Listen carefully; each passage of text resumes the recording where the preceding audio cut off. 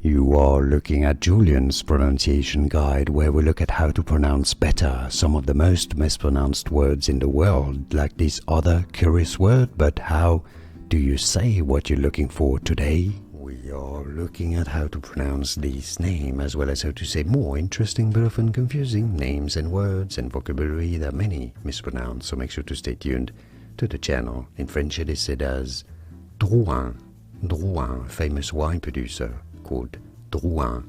In English, Drouhin, Drouhin. And now you know.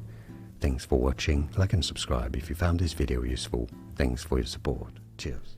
Here are more videos on how to pronounce more confusing words and names too many mispronounced. Like this video if you found it useful. I appreciate your support. I'll see you soon and thanks for watching.